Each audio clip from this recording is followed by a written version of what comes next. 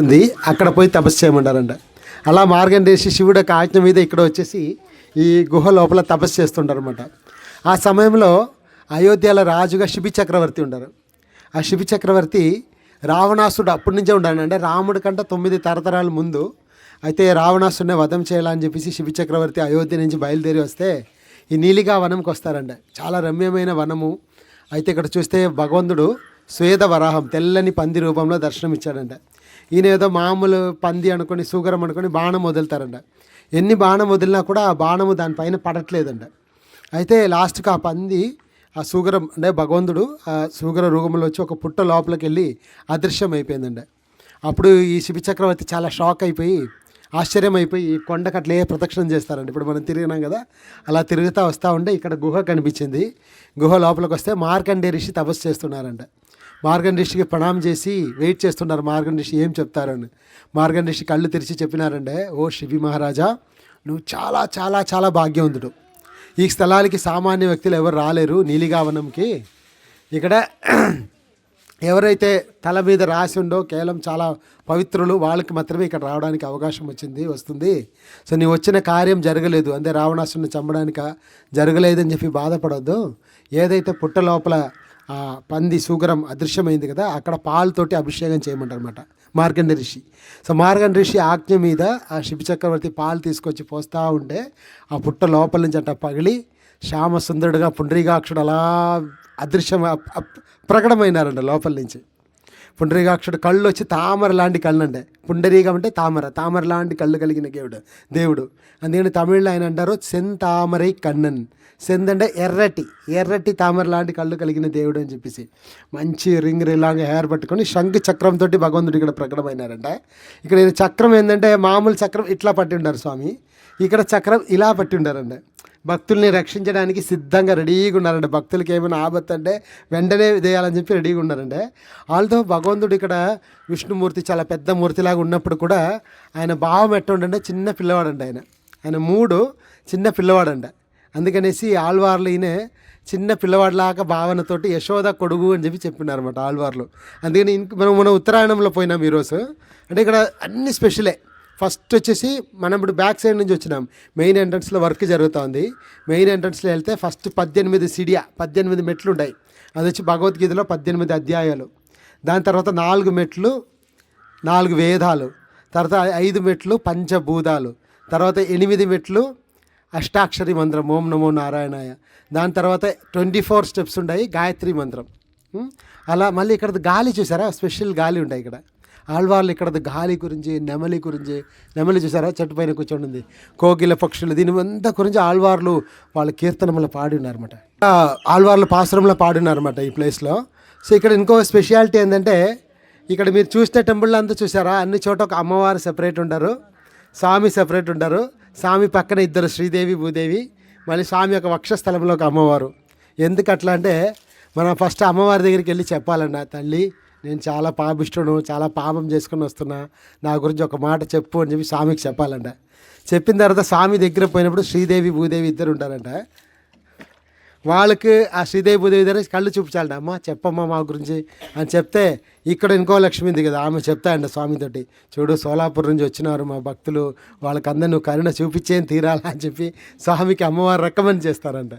అందుకనేసి అన్ని చోట్ల సెపరేట్ ఒక అమ్మవారి సన్నిధి ఉంటుంది. స్వామి పక్కన 2 అమ్మవారు ఉంటారు, స్వామి వక్షస్థలంలో ఒక అమ్మవారు. సో అట్లా ఈ 108 దివ్యదేశం అన్ని చోట్ల కూడా ఈ అమ్మవారు ఇట్లా ఉంటారన్నమాట. అయితే ఈ 108 దివ్యదేశంలో 3 చోట్ల భగవంతుడు అమ్మవారికి ఆధిపత్యం ఇచ్చారంట. ఆధిపత్యం అంటే ఏంటంటే, కొన్ని ఇంట్లో హస్బెండ్ కంట్రోల్ చేస్తారు, కొన్ని ఇంట్లో వైఫ్ కంట్రోల్ చేస్తుంది కదా. అయితే కలియుగంలో ఎక్కువ ఇంట్లో వైఫే కంట్రోల్ చేస్తారంట. స్వామి పూజారి చెప్తాడు ఇక్కడ. అందుకనేసి ఈ స్వామి ఏం చేస్తారంటే 3 చోట్ల ఈ 108లో 3 గుడిలో మాత్రం అమ్మవారికి ఆధిపత్యం ఇచ్చారంట. ఈ టెంపుల్లో శ్రీదేవి నాచ్యార్కి, రేపు కుంభకోణం వెళ్తే అక్కడ నాచ్యార్కి వెళ్ళి ఉన్న టెంపుల్ ఉంది, అక్కడ నీలాదేవి అనే నాచ్యార్కి. నాచ్యార్ అంటే అమ్మవారు. ఇంకా శ్రీవిల్లిపుత్తూరు అంటే అక్కడ భూమిదేవికి. ఈ 3 చోట పోతే ఎట్లా అంటే, రేపు కుంభకోణం పోతే మీరు చూడొచ్చు, ఈ గుడి తాళాలంతా అమ్మవారు ఇక్కడ పెట్టుకొని ఉంటారంట. కంట్రోలింగ్ పవర్ మొత్తం అమ్మవారి కంటే. ఇక్కడ కూడా అలాగే ఎక్కడైనా బయటికి వెళ్ళాలంటే ఫస్ట్ అమ్మవారు బయటికి వెళ్ళాలి, తర్వాత స్వామి వెనకాల వెళ్ళాలన్నమాట. స్వామి బయటికి వెళ్ళేటప్పుడు ఒక చోట గేట్ ఉంది, ఆ ధ్వజస్తంభం తర్వాత గేట్ ఉంది కదా, అక్కడ టైం చెప్పేసి వెళ్ళాలంటే ఎన్ని గంటలకు బయటికి వెళ్తున్నావు, ఎన్ని గంటలకు లోపలికి వస్తున్నావు అని చెప్పేసి. మళ్ళీ లోపలికి వచ్చినప్పుడు కూడా అమ్మవారు అంటే వేదిక కల్చర్లో ఎట్లా అంటే స్త్రీలు 6 గంటల తర్వాత బయటికి వెళ్ళరంటే పాతకాలంలో, పురుషులు అన్ని చోట తిరిగేసి వస్తారు. అలాగే పుండరీకాక్ష అన్ని బయట తిరిగిన తర్వాత నైట్ 10 గంటలకు అట్లా వస్తారు, ఇద్దరు కలిసి వెళ్తారు. అమ్మవారు 6 గంటల లోపల వచ్చేస్తారంట. వచ్చిన తర్వాత అమ్మవారు ఒక చోట అడ్డగించి ఇంతసేపు ఎక్కడ పోయినావు అని చెప్పి అదొక ఉత్సవం జరుగుతాయి, ప్రణయ కలహం అని చెప్తారు, చాలా బాగుంటాయి అన్నమాట. సో అది ఇక్కడ ఒక విశేషమైన ఒక ఇది జరుగుతాయి. తర్వాత ఇక్కడ 2 ఆళ్వార్లు ఈ స్వామిని మంచిగా పొగడి కీర్తనం చేశారు. ఆ 2 ఆళ్వార్ల గురించి కొద్దిగా చెప్పుకున్నాము, మీకు టైర్డ్గా ఉంది. సో ఒక ఆళ్వారు వచ్చి విష్ణు చిత్త అని పేరు, నిన్న చెప్పాను కదా విష్ణు చిత్త అని చెప్పేసి, ఆండాళ్ళదే తండ్రి, గుర్తుందా విష్ణు చిత్త స్టోరీ? ఎంతమంది గుర్తుపెట్టుకున్నారు నిన్న ఆండాళ్ళ స్టోరీ? అయితే ఆ విష్ణు చిత్త అనే ఆళ్వారు ఆయన హృదయంలో విష్ణువుని ఎప్పుడు పెట్టుకుని ఉంటారంటే, తులసి చెట్టు మాల తీస్తూ ఉండారని చెప్పాను కదా, ఆయన ఇట్లా మాల కడతా ఉన్నప్పుడు ఒకరోజు ఆ ఊర్లో రాజు, మదురైలో జరిగింది, ఆ ఊర్లో రాజు ఆయన ఒకరోజు అట్లా నైట్ బయటికి వెళ్ళారంట. బయటికి వెళ్తూ ఉంటే ఒక ఆయన రాజు, ఆ కాలంలో రాజులు ప్రజలంతా బాగున్నారా అని చెక్ చేయడానికి కోసం వెళ్తారు కదా, వేషం మార్చుకొని వెళ్తూ ఉంటే ఒక ఆయన పడుకుని ఉన్నారండి అక్కడ, ఒక బ్రాహ్మణుడు. ఆయన లేపేసి వేరే వేషంలో ఉన్నాడు రాజు.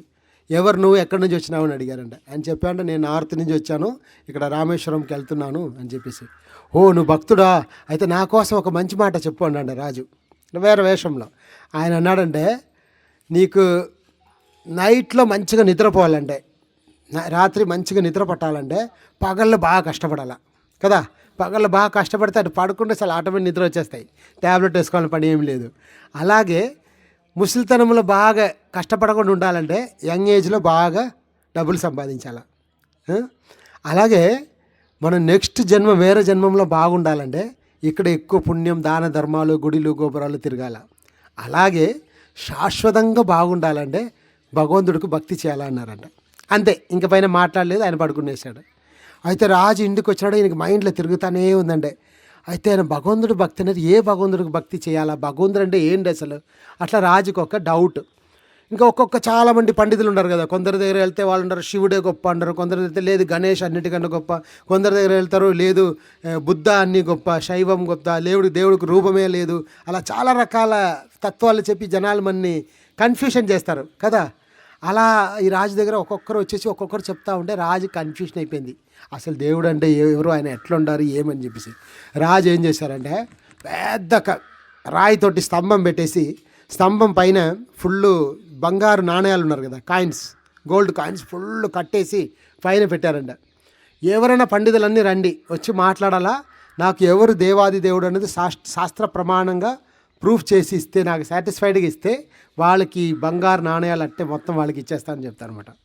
వెంటనే అన్ని రకాల బ్రాహ్మణులు పండితులు అందరూ వచ్చేసి వాళ్ళ తత్వాన్ని వాళ్ళు చెప్తారు. కొందరు శివుడు దేవాదేవుడు, కొందరు బ్రహ్మ దేవాదేవుడు, గణేష్ దేవుడు, అట్లా రకరకాలుగా చెప్తారనమాట. ఒక్కొక్కరు చెప్తా ఉంటే భగవంతుడు కృష్ణుడు విష్ణు రంగనాథ స్వామి ఏం చెప్తారంటే, ఈ పెరియాళ్ళ వారి ఇంట్లో ఉన్నాడు కదా తులసిమాల కడుతూ, ఆయన దగ్గరికి రంగనాథ్ పోయి చెప్తాడు, ఏ విష్ణు చిత్త నువ్వు పోయి చెప్పు, నేనే దేవాదేవుడు నువ్వు చెప్పు అంటాడు. ఆయన అంటాడు, స్వామి నాకెక్కడ సంస్కృతం వచ్చు, నేనేం పండితుడా, నాకేదో 2 మాల కుట్టమంటే కుట్టిస్తాను, తులసి మాల పూల మాల ఏదో కుట్టి, నాకేం చదువు రాదు, నేను ఆర్డినరీ పర్సన్, నాకు ఇదంతా పాండిత్యం అందు లేదంటారంట. రంగనాథ్ లేదు నువ్వు పో, నేను నీకు చెప్తా, నేను నీకు నేర్పిస్తాను, నువ్వు పో, నా గురించి చెప్పు పంపిస్తానున్నారంట. ఆయన ఒప్పుకోడు, ఆయన భయము, చాలా సింపుల్ పర్సన్, భయగ్రస్తుడు, ఆయన పోలేదండి. మళ్ళీ కళ్ళు వచ్చేసి మళ్ళీ చెప్తాండి, నువ్వు రేపు పోతావా లేదా అని. స్వామి కావాలంటే ఒక ఎక్స్ట్రా తులసి మాల అల్లిస్తాను, కానీ నాకు ఇదంతా రాదు స్వామి అన్నాడంటే. నువ్వు తులసి కుట్టడానికి నీకు ఎక్కడి నుంచి వచ్చింది శక్తి అని అడుగుతారు. స్వామి మీరు ఇచ్చింది అన్నారంటే. అప్పుడు నేనే ఇస్తున్నాను పో అన్నాడంటే. ఇంకా స్వామి చెప్తున్నారు, ఇంకా గది లేదని చెప్పి మరుసటి రోజు పొద్దునే బయలుదేరినాడండి ఇంటి నుంచి. ఆ రాజు ఒక సదస్సులో పెద్ద మినిస్టర్ పెద్ద వాళ్ళు కూర్చొని ఉంటారు. ఈయన ఒక సామాన్య వ్యక్తి, విష్ణు చిత్త, మంచి తిలగం వేసుకొని కేవలం హరిభక్తి మాత్రం లోపల ఉంది. అలా లోపలికి వెళ్ళి రాజు దగ్గరికి వెళ్తే భగవంతుడు అందరు లోపల ఉండే పరమాత్మ కదా, ఈయన చూడంగానే రాజుకి ఏమనిపించిందో తెలియదు, అలా దిగి వచ్చి ఆయన కాలు మీద పడతాడు. రాజు పడి ప్రణామం చేసి ఆయన లోపల తీసుకెళ్ళి ఆసనం పైన కూర్చోబెట్టేసి, స్వామి మీరు మాట్లాడండి అన్నారంట. ఈయనకి మాటలేం రాదు, కానీ మాటలు పెట్టుకొని మాట్లాడడం స్టార్ట్ చేస్తే ఆయన నోట్ల నుంచి సంస్కృత సోగాలు అట్లా వస్తూ ఉందంటే. చెప్పి చెప్పి చెప్పి ఒక్కొక్క శాస్త్ర ప్రమాణాలన్నీ చెప్పి చెప్పి లాస్ట్కి కృష్ణుడే దేవాది దేవుడు, కృష్ణస్తు భగవాన్ స్వయం చెప్పేసి అలా భగవంతుడు అంటే కృష్ణుడే అని చెప్పి నిరూపణం చేస్తాడండి. ఆ నిరూపణం చేసిన వెంటనే ఏమైంది, ఆ రాయితోటి పెద్ద స్తంభమైన బంగారు నాణ్యాలు పెట్టున్నారు కదా, ఆ రాయి స్తంభం అలా మెల్ట్ అయిపోయింది, అలా బెండ్ అయిపోయిందండి. బెండ్ అయ్యి ఆ బంగారు కాయిన్ వచ్చి ఈయన చేతి మీద వచ్చి పడిందంట. రాజుకు పరిపూర్ణ సంతృప్తి అయింది. ఎందుకంటే ఈయన చెప్పింది పరతత్వం, అల్టిమేట్ నిజం ఏదో చెప్తే కదా రాయిది స్తంభం కిందకు వచ్చి ఈయన చేతికి పడిందని చెప్పి రాజు చాలా సంతోషపడి వెంటనే ఈయనకి మళ్ళీ మళ్ళీ ప్రణామం చేసి, ఈయన దేవుడికి మెచ్చిన భక్తుడు ఇతనికి మంచిగా గౌరవించాలని చెప్పేసి తన దగ్గర ఉండే ఏనుగులోనే పెద్ద ఏనుగుని పిలిచేసి ఏనుగు పైన ఈయన కూర్చోబెట్టి ఆ ఊరంతా మొత్తం మంచి ఫ్లవర్స్ తోటి, వాసన ద్రవ్యాలతోటి, పుష్పాలతోటి, మధురై తెలుసు కదా, దక్షిణ మధురై నగరం, ఆ నగరం అంతా మంచిగా ఫ్లవర్ డెకరేషన్ చేసుకొని దానిపైన రాజునకు ఈ విష్ణుచిత్తని పైన కూర్చోబెట్టేసి రాజు మంచిగా ఉత్సవంలాగా సెలబ్రేట్ చేస్తున్నాడు, పండగలాగా చేసుకుంటానంట. అయితే ఆ భక్తుడు అలా కూర్చొని ఏనుగు పైన వస్తూ ఉంటే అందరూ కీర్తన చేస్తున్నారు, ఆనందంగా జరుగుతూ ఉంటే ఆయన చూడడానికి వస్తే ఎవరు వచ్చారో తెలుసా? ఇప్పుడు మన స్కూల్లో పిల్లలకి ఫస్ట్ ర్యాంక్ వచ్చింది అనుకోండి, ఆ పిల్లలకి స్కూల్లో ఫస్ట్ ప్రైజ్ ఇస్తున్నారు, అప్పుడు పేరెంట్స్ తల్లిదండ్రులు వెళ్తారా లేదా? వాళ్ళకి స్పెషల్ గిఫ్ట్ ఇస్తే చూడడానికి తల్లిదండ్రులు వెళ్తారు కదా. అలాగే ఈ భక్తుడికి సన్మానం చేస్తూ ఉంటే అది చూడ్డానికి తట్టుకోలేక రంగనాథుడు, లక్ష్మీదేవి ఆకాశంలో అలా వచ్చారంటే ఆయన ముందు, అట్లా గరుడ పైన ప్రకటమైనారంటే. ఈయన అట్లే స్వామిని చూస్తే ఈయన భావం ఎట్టంటే వాత్సల్య భావం. అయ్యో నా కృష్ణుడు చిన్న పిల్లవాడు, ఆయన 10 పాటలు పాడినారు ఈ దేవుడి గురించి, అంత చిన్న పిల్లవాడికి, ఓ కృష్ణ నువ్వు త్వరగా రా, బృందావనంలో కంసుడు ఏదో రాక్షసులను పంపించారంటే త్వరగా నువ్వు దృష్టి తీస్తాను, నజర్ తీస్తాను, త్వరగా రా, అట్లే ఉండే పాట అంతా కూడా. అలా ఈయన రంగనాథుని చూసి అయ్యో రంగనాథ్కి ఎవరైనా నజర్ తగులుతాయో, ఏమంటారు దాన్ని, దృష్టి తగులుతాయని చెప్పేసి ఈయన ఆ భక్తి ప్రేమంతో దేవుడికి బ్లెస్సింగ్ ఇచ్చారండి, దేవుడికి ఆశీర్వాదం ఇచ్చారండి. ఎట్లా ఇచ్చారు తెలుసా? ఓ భగవంతుడా నువ్వు ఆయుష్మాన్ భవ, నీకు దీర్ఘాయుష్ ఉండాలా, అట్లా ప్రేమంతో. ఎందుకంటే ఈ ప్రేమం అనేది ఎక్కువైనప్పుడు ఈ రూల్స్ రెగ్యులేషన్ దీనికంటే దాటింది ప్రేమ అంటే.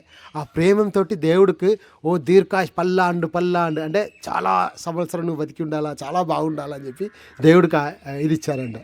ఆ జరిగిన ఆ ఆళ్వారు, పెరియ ఆళ్వారు అని చెప్పి ఆయన పేరే, అంటే అన్ని 12 మంది ఆళ్వార్లో చాలా పెద్దగా ఉన్న ఆళ్వారు కాబట్టి పెరియ ఆళ్వారు అని చెప్పేసి ఆయనకు పేరు వచ్చింది.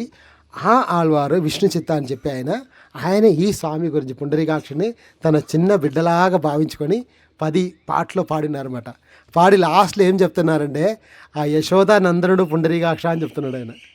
పోదమర్ సెల్వ కొழுந்து పునర్ తిరువల్లరయాని మాదర్ కుయర్ந்த యశోదై మగన్ తన్ని, ఆ యశోద నందనుడైన పుండరీకాక్షుణ్ణి అని చెప్పేసి ఆయన పాడుతున్నారు అన్నమాట.